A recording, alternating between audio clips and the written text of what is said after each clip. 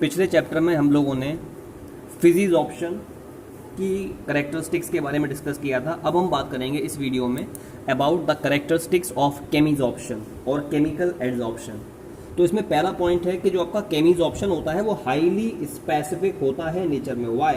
The reason is that क्योंकि जब भी केमिज़ॉप्शन होगा तो जो आपके एडजॉर्बेंट के मॉलिक्यूल्स होते हैं और जो एडजॉर्बेट के मॉलिक्यूल होते हैं, इन दोनों मॉलिक्यूल्स के बीच में स्ट्रॉन्ग केमिकल बॉन्ड वर्क बनता है। तो स्ट्रॉन्ग केमिकल बॉन्ड के बनने की वजह से हमें पता है एक स्पेसिफिक टाइप का जो एडजॉर्बेट है वो एक स्पेसिफिक मतलब एक टाइप का एडजॉर्बेंट एक स्पेसिफिक टाइप के एडजॉर्बेट के साथ ही केमिकल बॉन्ड बना सकता है। ठीक है, ऐसे ही मतलब एक आपके जो एडजॉर्बेंट और एडजॉर्बेट के मॉलिक्यूल्स में बनने वाला जो केमिकल बॉन्ड है वो स्पेसिफिक होता है। Means a specific type of adsorbate can form a specific type of chemical bond with adsorbent molecule. दूसरा है नेचर ऑफ एडजॉर्बेट। हमें पता है जो केमिज़ॉप्शन प्रोसेस होता है वो एडजॉर्बेट के नेचर पर डिपेंड करता है। वो एडजॉर्बेट जो आसानी से एडजॉर्बेंट के साथ रिएक्ट कर जाता है, ऐसे एडजॉर्बेट में ही टेंडेंसी होती है to form a chemical bond with adsorbent molecule or to get absorbed by chemisorption process. इसका मतलब ये हो गया कि एडजॉर्बेट इस प्रकार का होना चाहिए कि वो आसानी से केमिकल बॉन्ड बना ले with the molecules of adsorbent. तीसरा है इरिवर्सिबल इन नेचर। केमिज़ॉप्शन की जो प्रोसेस होती है वो इरिवर्सिबल होती है। इरिवर्सिबल का मतलब जैसे हमने सॉलिड लिया, सॉलिड की सरफेस पर अगर गैस का एडजॉर्प्शन हुआ है तो एक ये सिंगल डायरेक्शन प्रोसेस है। सॉलिड के सरफेस पर गैस एडजॉर्ब हो जाएगा और एक स्पेसिफिक अमाउंट में हीट आपका इवॉल्व होगा। ये इरिवर्सिबल प्रोसेस है, एक सिंगल डायरेक्शन में होने वाली प्रोसेस होती है। चौथा पॉइंट है एंथैल्पी ऑफ एडजॉर्प्शन। हम जानते हैं केमिज़ॉप्शन की जो प्रोसेस होती है उसमें एक केमिकल बॉन्ड बनता है between adsorbate as well as adsorbent molecule and the amount of heat, because strong chemical bond is formed between adsorbate and adsorbent molecule, it means the amount of heat released is found to be more here in this case. It means that the value of enthalpy of adsorption for chemisoption is high or more. अब मैं बात करूंगा activation energy के बारे में। हमें पता है जब भी केमिकल एडजॉर्प्शन होगा तो हमेशा क्या होगा, उस कंडीशन में केमिकल बॉन्ड बनेगा। तो केमिकल बॉन्ड बनेगा इट मीन्स केमिकल रिएक्शन होगी। तो जब केमिकल रिएक्शन होती है तो सबसे पहले रिएक्टेंट्स कन्वर्ट होते हैं इंटरमीडिएट में and the amount of energy absorbed by reactant molecules to get convert into intermediate is called as the activation energy. तो कहने का मतलब है केमिज़ॉप्शन प्रोसेस में एक्टिवेशन एनर्जी की वैल्यू जो होती है वो अधिक होती है due to the formation of a chemical bond or strong chemical bond between adsorbate and adsorbent molecules. So these are about the characteristics of chemisoption. ये chemisoption की characteristics हैं जिनके बारे में मैंने अभी डिस्कशन किया है। अब इसके बाद हम लोग कुछ पर्टिकुलर पॉइंट के बारे में बात करेंगे। हमें पता है जब भी सरफेस एरिया बढ़ेगा, एडजॉर्बेंट के मॉलिक्यूल्स का सरफेस एरिया बढ़ने से, एडजॉर्बेंट का सरफेस एरिया बढ़ने से फिजिज़ॉप्शन और केमिज़ॉप्शन दोनों ही प्रोसेस आपकी बढ़ती हैं। इन दोनों में ही टेंडेंसी होती है बढ़ने की if the surface area increases. दूसरी बात है कि जब हम प्रेशर बढ़ाते हैं तो प्रेशर के बढ़ाने पर जो एडजॉर्बेट मॉलिक्यूल्स हैं, एडजॉर्बेट मॉलिक्यूल्स, उनकी मल्टी लेयर का फॉर्मेशन होता है in case of physisorption. On increasing pressure multi layers of adsorbate develop on the surface in physisorption process. In physisorption, तो फिजिज़ॉप्शन के प्रोसेस में जब आप प्रेशर बढ़ाएंगे तो एडजॉर्बेंट की सरफेस के ऊपर एडजॉर्बेट के मॉलिक्यूल्स की बहुत सारी लेयर का डेवलपमेंट हो जाता है, जबकि केमिज़ॉप्शन प्रोसेस में केवल एक सिंगल लेयर डेवलप होती है on the surface of adsorbent. So this is the difference between chemisorption as well as physisorption process. अब इसके बाद नेक्स्ट टॉपिक है एडजॉर्प्शन आइसोथर्म। ये इंपॉर्टेंट टॉपिक है। क्या होता है एडजॉर्प्शन आइसोथर्म? अगर आप एक्सटेंड ऑफ एडजॉर्प्शन के बीच में, मतलब x बाई एम के बीच में और पार्शियल प्रेशर के बीच में ग्राफ प्लॉट करते हैं तो आपको जो ग्राफ मिलता है, जो आपको कर्व मिलता है, उसको एडजॉर्प्शन आइसोथर्म कहा जाता है। So what is adsorption isotherm? If a graph is plotted in between the extent of adsorption and partial pressure of a gas, then the graph is said to be adsorption isotherm. Adsorption isotherm दो प्रकार का होता है. पहला होता है Freundlich adsorption isotherm and the second type of adsorption isotherm is Langmuir adsorption isotherm. हमारे syllabus में Freundlich adsorption isotherm है. तो फ्रॉन्टलिक एडजॉर्प्शन आइसोथर्म होता क्या है? अगर आप एक्सटेंड ऑफ एडजॉर्प्शन के बीच में और गैस के पार्शियल प्रेशर के बीच में ग्राफ प्लॉट करते हैं तो आपको जो ग्राफ मिलेगा उसको बोलेंगे फ्रॉन्टलिक एडजॉर्प्शन आइसोथर्म. ऐसे ही अगर आप extent of adsorption means X by M के बीच में और पी इंटू वी के बीच में ग्राफ प्लॉट करते हैं तो आपको जो ग्राफ मिलता है उसको कहते हैं लैंगम्यूर एडजॉर्प्शन आइसोथर्म. हमारे सिलेबस में फ्रॉन्टलिक एडजॉर्प्शन आइसोथर्म है, लैंगम्यूर एडजॉर्प्शन आइसोथर्म सिलेबस में नहीं है. तो हमें करना क्या हुआ फ्रॉन्टलिक एडजॉर्प्शन आइसोथर्म में? इसमें हम extent of adsorption means X by M और पार्शियल प्रेशर के बीच में ग्राफ प्लॉट करते हैं. तो आप देखेंगे you will get the graph in the form of the positive direction और इन द पॉजिटिव डायरेक्शन. हमने यहाँ पर तीन अलग अलग टेम्परेचर पर ग्राफ लिया. ये T1 टेम्परेचर पर है, T1 की वैल्यू कम है, T2 की वैल्यू उससे अधिक है, T3 की वैल्यू उससे अधिक है. मतलब टॉप टू बॉटम जाने पर टेम्परेचर बढ़ रहा है. तो लेकिन आपने देखा यहाँ पर टेम्परेचर तो बढ़ा लेकिन एक्सटेंड ऑफ एडजॉर्प्शन कम हो गया. T1 टेम्परेचर पर यह था एक्सटेंड ऑफ एडजॉर्प्शन, T2 पर क्या हो गया? कम हो गया. T3 पर क्या हुआ? और कम हो गया. तो आपने देखा टेम्परेचर के बढ़ाए जाने पर एक्सटेंड ऑफ एडजॉर्प्शन आपका क्या करता है? डिक्रीज करता है. ठीक है. अब अगर हम यहां पर बात करें, अगर आप प्रेशर को बढ़ाएं तो इधर से इधर जाने पर प्रेशर बढ़ रहा है, तो प्रेशर के बढ़ने से एक्सटेंड ऑफ एडजॉर्प्शन बढ़ रहा है और एक पर्टिकुलर पॉइंट ऐसा आ रहा है जिसके बाद एक्सटेंड ऑफ एडजॉर्प्शन आपका कांस्टेंट रहता है, फिक्स रहता है. That point is called as the saturated point and the pressure at that point is called as the saturated pressure. तो जब भी आप प्रेशर बढ़ाएंगे तो एक्सटेंड ऑफ एडजॉर्प्शन बढ़ेगा और वो पॉइंट जिस पर एक्सटेंड ऑफ एडजॉर्प्शन आपका कांस्टेंट हो जाता है उस पॉइंट को बोलते हैं saturated point and the pressure at that point is called as the saturated pressure. इसको आप PS से रिप्रेजेंट करते हैं. तो हम करेंगे क्या? हम यहां पर फ्रॉन्टलिक एडजॉर्प्शन आइसोथर्म को स्टडी करेंगे 3 डिफरेंट केसेस में. यहां से लेके यहां तक हम मानेंगे लो प्रेशर है, सैचुरेटेड पॉइंट से सैचुरेटेड प्रेशर से अधिक प्रेशर पर हम मानेंगे ये हाई प्रेशर है और यहां से लेके यहां तक जो प्रेशर माना जाएगा वो माना जाएगा इंटरमीडिएट प्रेशर है.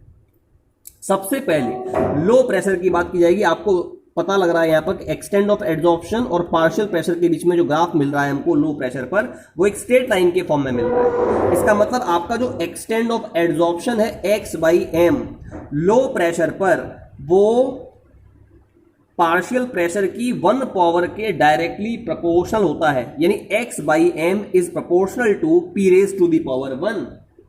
या जब आप यहां से प्रोपोर्शनैलिटी साइन हटाएंगे तो एक कांस्टेंट आएगा which is called as k. x by M will be equal to k into p. यहां पर ये जो k है ना वो एक कांस्टेंट है. k क्या है? k एक कांस्टेंट है. ठीक है. सो this is about the low pressure. ये लो प्रेशर की बारे में बात की है. अब अगर हम लो प्रेशर के बाद अगर हम हाई प्रेशर की बात करते हैं, यहां पर हम लोग करेंगे हाई प्रेशर के बारे में बात करेंगे. तो आपने देखा हाई प्रेशर का मतलब क्या हो गया? हाई प्रेशर का मतलब हो गया इस ग्राफ में इस सैचुरेटेड प्रेशर से अधिक प्रेशर की बात करेंगे. तो इससे अधिक प्रेशर पर आपने देखा x बाई एम की वैल्यू फिक्स है, कांस्टेंट है, वो चेंज नहीं हो रही है. यानी जो x बाई एम होगा वो पार्शियल प्रेशर पर डिपेंड नहीं करेगा. हाई प्रेशर पर x by M will be proportional to p raise to the power 0. चाहे आप प्रेशर कितना भी बढ़ाएं, इस पॉइंट के आगे प्रेशर चाहे आप कितना भी बढ़ाएं, x बाई एम की जो वैल्यू होगी वो फिक्स होगी, वो सेम रहेगी. It means that x by M will be proportional to p raise to the power 0 या x by m will be equal to k into p raised to the power 0. यानी x by m will be equal to p raised to the power 0. किसी की भी power 0 की value क्या होती है? 1. So we can write it will be equal to k into 1. तो क्या हो जाएगा आपका x by m will be equal to k which is constant. So this will be the value of x by m at high pressure that is more than the saturated pressure. अब अगर हम intermediate pressure की बात करें, intermediate का मतलब यहां से लेके यहां तक, तो इंटरमीडिएट प्रेशर पर आपका जो x/m होगा it will be proportional to p raise to the power 0 to 1। High pressure पर तो x/m, हाई प्रेशर पर x/m प्रोपोर्शनल है p raise to the power 0 के, लो प्रेशर पर x/m प्रोपोर्शनल है p raise to the power 1 के, तो intermediate pressure पर x/m प्रोपोर्शनल होगा p raise to the power 0 से 1 के बीच में। ठीक है, वही हम कर रहे हैं बात कि इंटरमीडिएट प्रेशर पर x/m will be proportional to p raise to the power 0 to 1। अब यानी 0 से 1 के बीच में आपका p की पावर होगी, हम इसको लिख सकते हैं 0 to 1 को 1/n, तो x/m will be proportional to p raise to the power 1/n। यहाँ पर जो n है वो 1 से अधिक है, जब ये 1 से अधिक होगा तो जो वैल्यू आएगी वो डेसिमल में आएगी, मीन्स 0 से 1 के बीच में आएगी। तो हमने माना x/m is proportional to p raise to the power 1/n, जहाँ पर जो n है वो 1 से बड़ा है। अब आप क्या करोगे, x/m will be equal to, proportionality sign हटाया, कॉन्स्टेंट आया k into p raise to the power 1/n। अब क्या करेंगे, दोनों साइड में लॉग लेंगे हम, तो क्या हो जाएगा log x/m will be equal to log k plus log p raise to the power 1/n। आप इसको लिख सकते हैं कैसे, ये तो log x/m लिखा है, log k plus log p raise to the power 1/n को लिख सकते हैं 1/n log p। ये जो आपको इक्वेशन मिला है, इस इक्वेशन को कहते हैं फ्रॉन्डलिक एड्सॉर्प्शन आइसोथर्म इक्वेशन। ठीक है, अब आपने देखा इस इक्वेशन को हम एक स्ट्रेट लाइन की जो इक्वेशन होती है y is equal to mx plus c, उससे कंपेयर कर सकते हैं। It means if we will plot a graph here between log x/m as well as log p, तो आपको एक स्ट्रेट लाइन मिलता है, ग्राफ आपको एक स्ट्रेट लाइन के फॉर्म में मिलेगा। यहां पर आपने log x/m लिया है, यहां log p लिया है, you will get the graph in the form of a straight line. यहां पर जो स्लोप होगा ना, slope will give the value of 1/n, और ये जो आपका इंटरसेप्ट होगा it will give the value of log k from this graph. So this we discuss about the Freundlich adsorption isotherm. ये हमने फ्रॉन्डलिक एड्सॉर्प्शन आइसोथर्म के बारे में बात की है। अब इसके बाद जो नेक्स्ट टॉपिक है वो है मैकेनिज्म ऑफ केमिसॉर्प्शन प्रोसेस, कि जो आपकी केमिसॉर्प्शन प्रोसेस है उसकी मैकेनिज्म क्या है उसके बारे में बात करेंगे। सबसे इंपॉर्टेंट बात, हम जानते हैं कि जो भी आपके कैटालिस्ट होते हैं, कैटालिस्ट की सरफेस पर अनबैलेंस्ड फोर्सेस पाए जाते हैं। क्या पाए जाते हैं, ये अनबैलेंस्ड फोर्सेस होते हैं, फ्री वैलेंसीज होती हैं, जिन पर एड्सॉर्बेट के मॉलिक्यूल्स का आसानी से एड्सॉर्प्शन हो जाता है। तो केमिसॉर्प्शन की प्रोसेस के लिए जो एड्सॉर्बेंट की सरफेस पर पाई जाने वाली फ्री वैलेंसीज हैं, जो अनबैलेंस्ड फोर्सेज हैं कैटालिस्ट की सरफेस पर, वो रेस्पॉन्सिबल हैं for the process of chemisorption. मैं एग्जांपल ले रहा हूं, जब भी हमें निकल की सरफेस पर हाइड्रोजन गैस का एड्सॉर्प्शन करना होगा, सबसे पहले हाइड्रोजन गैस इसकी सरफेस पर हो जाएगा adsorb, just only with the help of the weak van der Waals force of interaction. फिर उसके बाद नेक्स्ट स्टेप में it means it is called as the physisorption process. अगले स्टेप में होगा केमिसॉर्प्शन, मींस केमिकल चेंज होगा। कैसे होगा केमिकल चेंज, जो पुराना बॉन्ड था हाइड्रोजन हाइड्रोजन के बीच में वो टूट जाएगा और हाइड्रोजन और निकल के बीच में नए बॉन्ड का फॉर्मेशन हो जाएगा। It means hydrogen gas tends to get adsorbed on the surface of nickel catalyst. So this is about the mechanism of chemisorption process. ये केमिसॉर्प्शन प्रोसेस का मैकेनिज्म है। इसके बाद नेक्स्ट टॉपिक है एंथैल्पी ऑफ एड्सॉर्प्शन। क्या होता है enthalpy of adsorption? बच्चों हम जानते हैं एड्सॉर्प्शन की प्रोसेस में जो कोई भी पर्टिकुलर प्रोसेस है, एड्सॉर्प्शन की प्रोसेस है, उसमें जितनी मिनिमम अमाउंट में हीट लिबरेट होती है, that amount of heat liberated is called as the enthalpy of adsorption. हमें पता है एड्सॉर्प्शन जो प्रोसेस होता है वो कैसा होता है, एक्सोथर्मिक होता है। एक्सोथर्मिक का मतलब डेल्टा एच की वैल्यू जो होती है ना एक्सोथर्मिक प्रोसेस में, एड्सॉर्प्शन प्रोसेस में वो नेगेटिव होती है।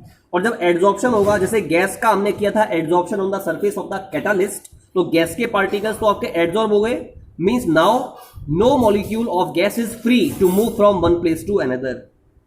इसका मतलब आपकी जो एंट्रोपी है वो घट रही है। एंट्रोपी आपने पढ़ा है क्लास 11th में, entropy represents the degree of randomness. जितनी ज्यादा रैंडमनेस उतनी ज्यादा एंट्रोपी।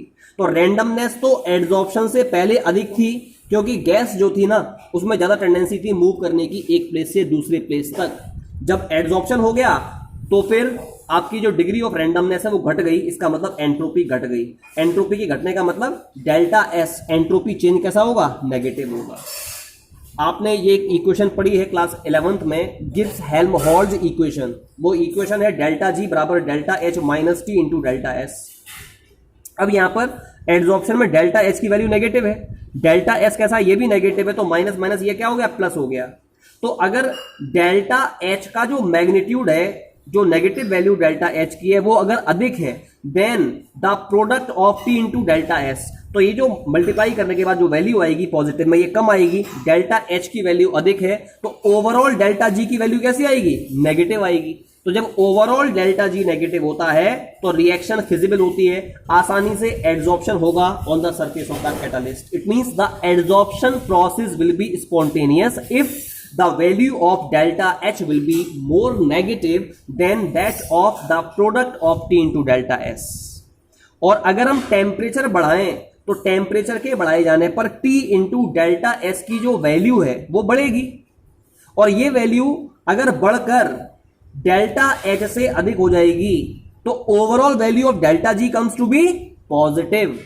और ध्यान रखना, जब भी डेल्टा G की वैल्यू पॉजिटिव होगी, it represents the non-feasibility of the reaction, non-spontaneous reaction। आपकी रिएक्शन स्पॉन्टेनियस नहीं होगी, आसानी से एड्सॉर्प्शन की प्रोसेस नहीं होगी।